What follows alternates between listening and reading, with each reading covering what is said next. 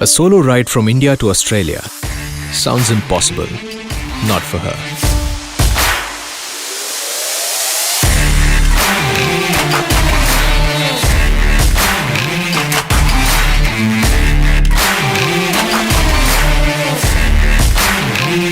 Hi, I'm Candida Lewis. I love challenges and I love pushing the limits. I've covered different terrains and weather conditions, but this ride has been the most challenging and toughest.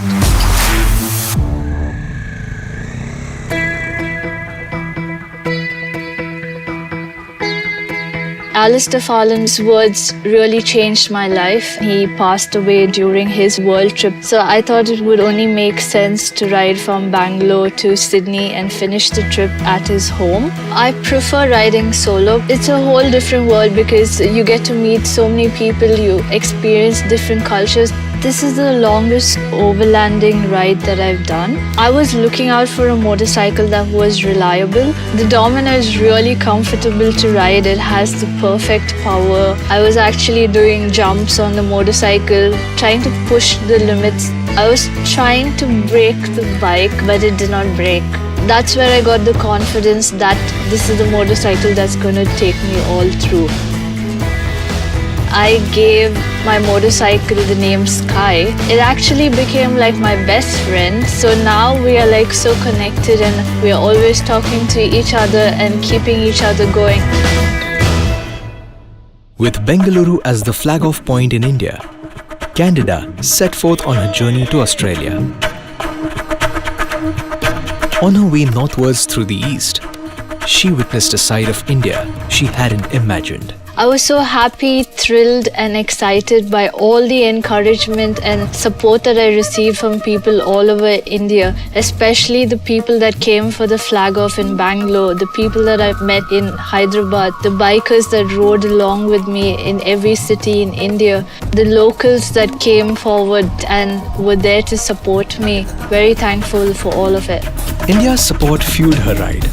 She was ready for the next country, Myanmar, until she discovered another land. Instead of my first international border being Myanmar, I'm actually going to Bhutan, the land of happiness and the land of Thunder Dragon.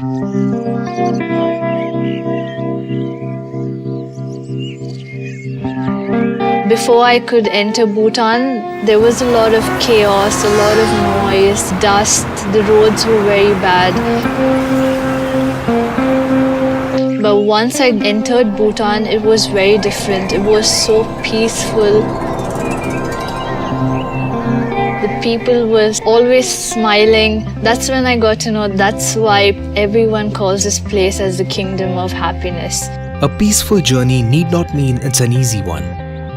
Bhutan offered tough uphill turns and intense fog.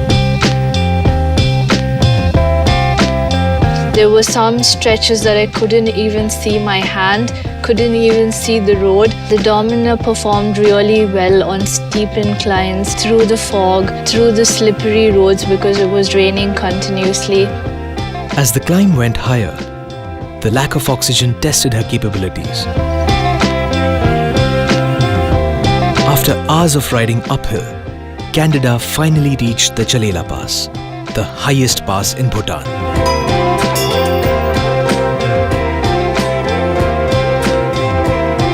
You just feel like you have wings that can take you anywhere. After exploring the land of Bhutan, she was ready for Myanmar. But to reach there, she had to cross the northeast of India. After Bhutan, I rode back to India, and that is where the real adventure began. In Northeast, the terrains were a challenge. Terrains were always changing. Every few hundred kilometers, it went from tarmac to dirt roads to rocky road, a lot of gravel, slush. That is where I knew this was a proper adventure. Battling through varied terrains, she headed towards Kohima, but the bad roads made her drop speed. I have to head faster because it gets dark at around 4:30 in Kohima and I have just half an hour left to complete 10 kilometers. I don't do a lot of night riding because I prefer riding in the day. I was in this forest and I did not know where I was going. It was really tough. The lights on the Domino were really helpful. I could see really well in the dark. But amongst all her struggles, the Northeast was still rewarding. My most wonderful experience were when I visited the Living Root bridges. So I'm walking towards the Living Root bridges. It's always been my dream to come and see this place. I'm finally here. And the different waterfalls all across the Northeast. There's like 100 of them and all so pristine and clear water.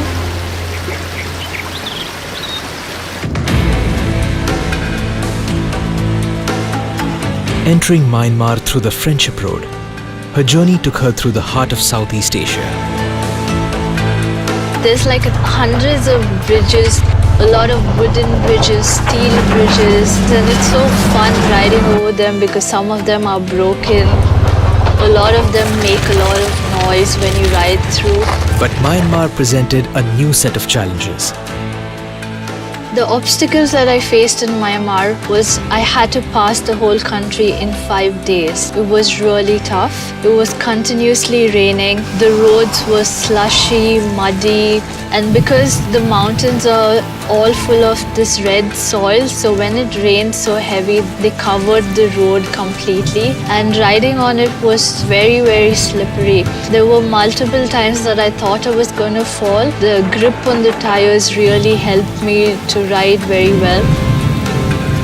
I was covering anything between 450 to 700 kilometers every day.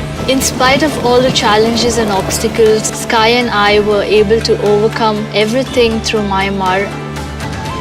After this challenging ride, she finally reached the city of Yangon. One more bridge would take her into the mighty Thailand. Thailand was amazing for Sky and me because the roads were excellent. And currently I am riding to a place called Mae Hong Son. Basically, this is the best roads for bikers because it has around 3,100 bends. They were just gliding through every curve, and the power that it had, and just cruise along that amazing highway.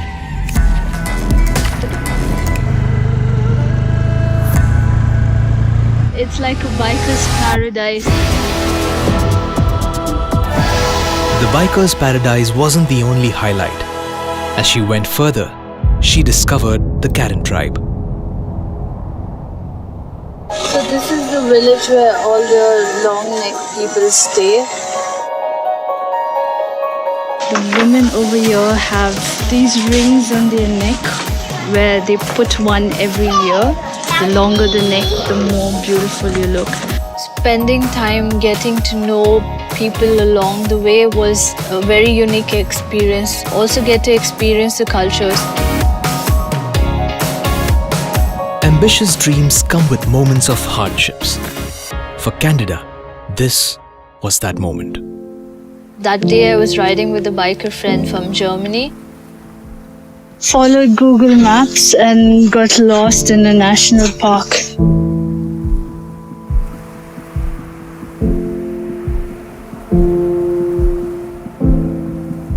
We ended up on this really, really bad trail. It got so difficult, so challenging, we completely lost our strength. Sorry, baby.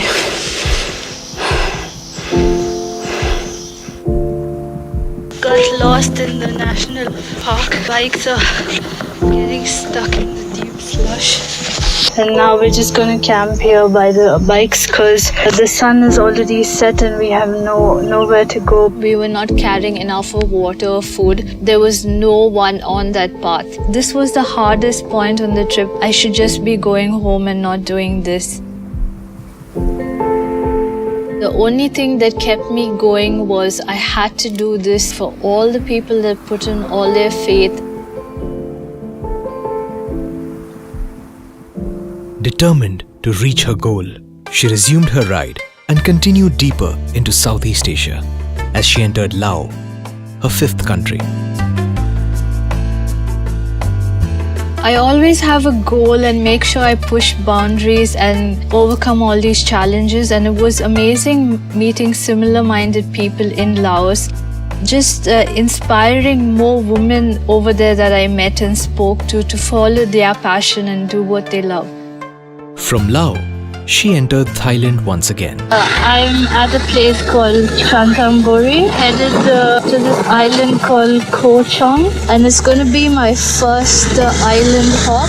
So everywhere I went, everyone is so surprised that this is actually an Indian motorcycle. Just to see everyone crowded around the bike all the time, inspecting everything and saying, "Whoa, such great quality." India. Oh, where are you going? Australia. Australia? Yeah. After riding down the south of Thailand through Bangkok, she headed towards her next country, Malaysia, a country which made her feel at home.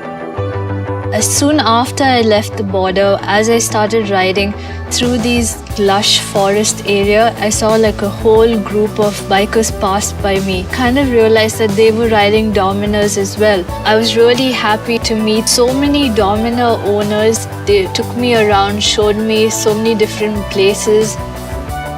After 88 days of traveling, riding through difficult terrains and extreme weather conditions, the rider and the machine got some rest. Malaysia was the first country on this journey that I could actually go full throttle. I could constantly keep the throttle at 140. The engine wouldn't get overheated. It was smooth and I could always keep up with the other bikes even though I had so much of luggage on. As she cruised through smooth roads, another surprise awaited her. It was amazing. I was so away from home. Bajaj sent a cake with Sky and me on it. They made me feel so special. After Malaysia, the next country that I rode to was Singapore. This is the country where I took a break, just being a tourist, having fun. I spent the whole day on Sentosa Island in Singapore. I visited the sea aquarium.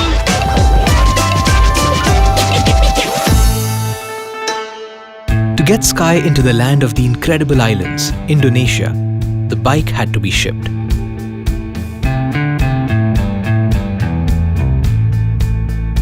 Indonesia, being an island country, has 17,000 islands. So I had to do a lot of island hopping. On these ferry rides, I got to meet a lot of scooter clubs and I got to make some amazing friends. And the best part about Indonesia was I was never alone, even a single day. I was being passed on from one motorcycle club to the next. We are the Pulsar members, Bajaj member.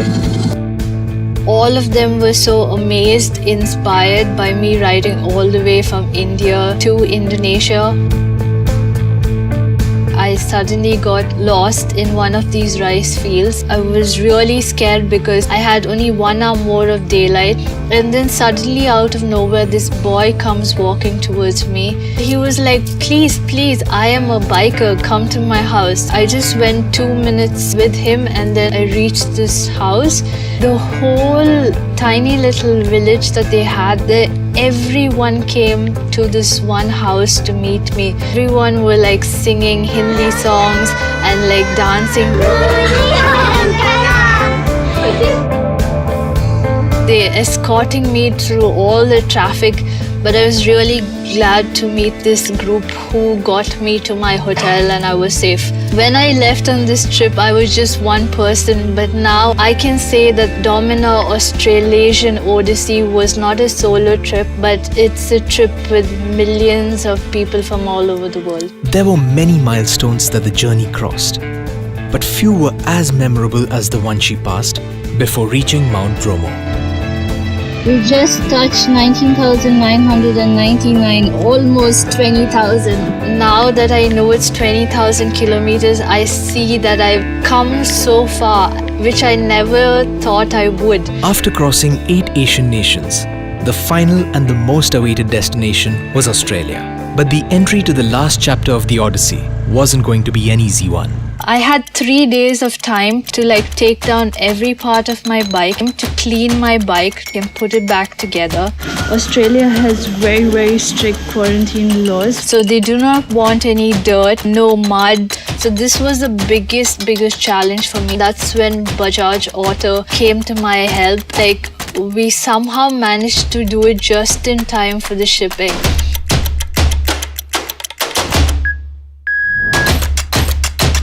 This was the first time that I was away from Sky for such a long time. Yeah, so Sky passed the quarantine test finally. Inspector was very happy and he said this was the cleanest bike he has seen in a couple of years. Elated to be reunited with Sky in Australia, Candida resumed her ride from Perth on the west coast. The plan was to traverse the entire width of the country, a mammoth ride of 6,000 odd kilometers. No crew, no backup. The roads are beautiful, but the only thing is the roads are so isolated. The only option you have is camp in your tent. Anytime just before dark, I would find a place in the bush and set up my tent. It's known as bush camping. A lot of really cool places. I finally made it to my camping spot. So my dinner for tonight is hummus and biscuit. The 90-mile straight road was up next.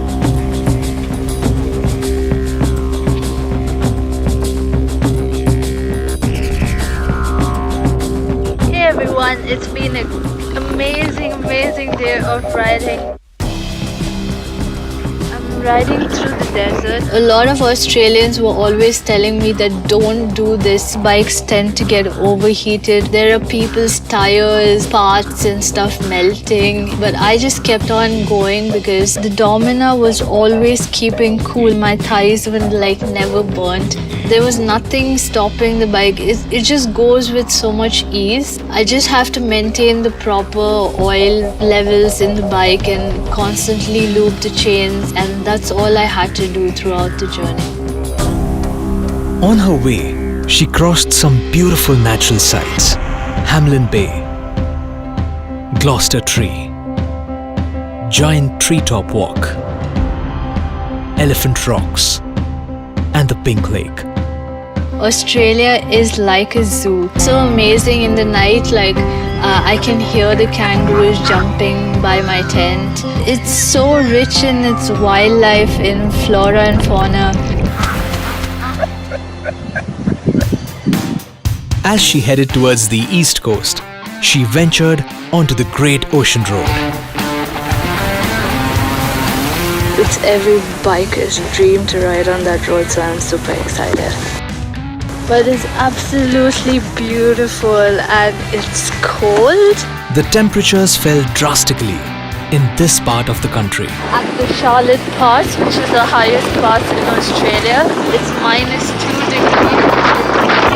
Both these different temperature and different levels in altitude and everything, I felt no difference because it just kept going. When I got to Melbourne, I knew that there was only a few hundred kilometers left to Sydney, which was my final destination on this journey.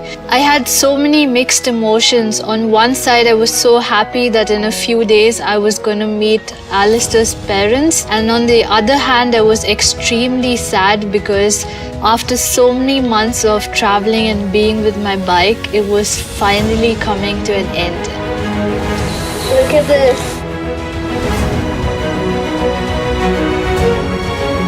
As I got closer to Sydney, a lifetime dream was about to come to an end. For me, it was not just a ride, but it was my whole life. With few seconds away, her dream was now well within sight. I finally made it to the last point on this journey, which is the Sydney Harbour Bridge. I still can't believe I'm here after all these months, but I'm so glad that I made it. No other Indian woman has done solo so far. It was a very, very proud moment for me.